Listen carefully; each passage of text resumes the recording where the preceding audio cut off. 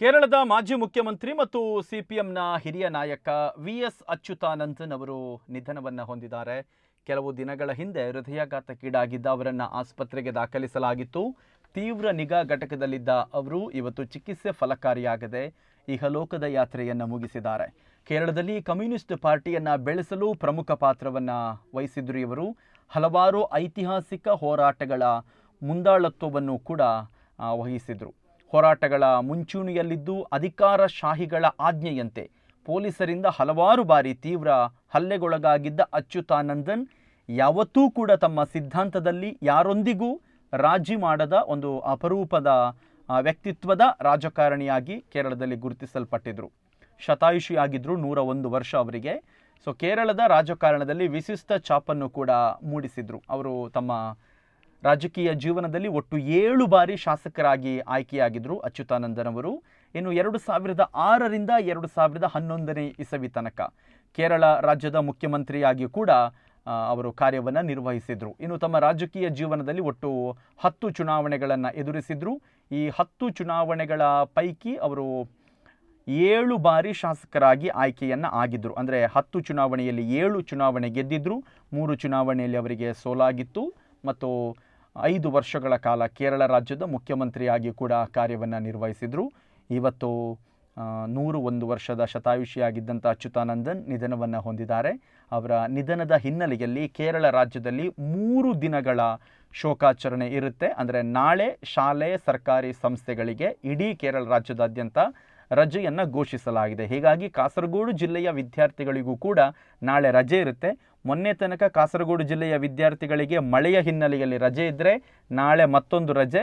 ಅಚ್ಯುತಾನಂದನ್ ಅವರ ನಿಧನದ ಹಿನ್ನೆಲೆಯಲ್ಲಿ ಶೋಕಾಚರಣೆ 3 ದಿನಗಳ ಕಾಲ ಕರೆ ಕೊಡಲಾಗಿದೆ.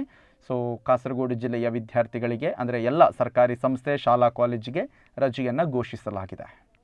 നവലിബറലിസ്റ്റ് ഭരണകൂടങ്ങൾക്ക് ഏകാധിപതിയുടെ മുഖമാണെന്നും അതിന്റെ ഇന്ത്യൻ മുഖമാണ് നരേന്ദ്രമോദിയെന്നും വി.എസ്. അച്യുതാനന്ദൻ വിമർശിച്ചു. നോട്ട് നിരോധനത്തിന് ശേഷം നരേന്ദ്രമോദി നടത്തിയ പ്രവർത്തനങ്ങളെ വി.എസ്. എണ്ണിപ്പറഞ്ഞ് കളിയാക്കി. നോട്ട് നിരോധിച്ച ഉടൻ അദ്ദേഹം വച്ചുപിടിച്ചത് ജപ്പാനിലേക്കാണ്. ഇവിടെ സാധാരണക്കാർ വേല ചെയ്തുണ്ടാക്കിയ പണമെടുക്കാൻ ക്യൂ നിന്ന് മരിച്ച് വീഴുമ്പോൾ മോദി ജപ്പാനിൽ പോയി ചെണ്ട കൊണ്ടു, കുഴലൂന്നു, നൃത്തം വയ്ക്കുന്നു, താണുവണങ്ങും, കരയുന്നു.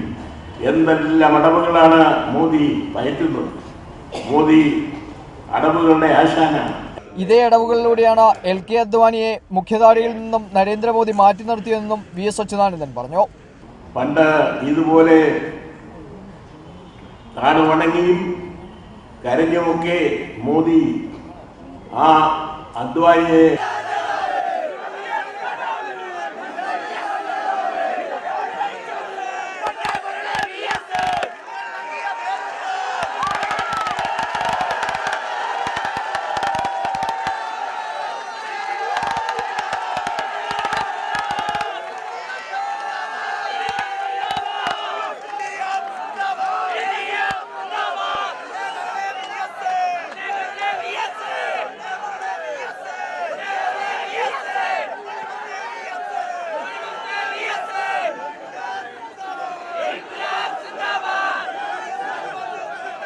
സ്നേഹസമ്പന്നന്മാരായ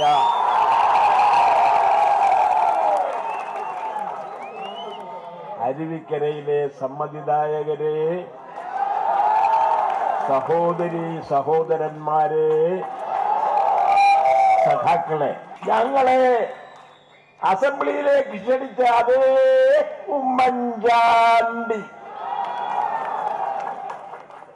ഇന്നിപ്പോ പറയുകയാണ്, അരുവിക്കര തെരഞ്ഞെടുപ്പായതുകൊണ്ട് നമുക്ക് 27 വരെ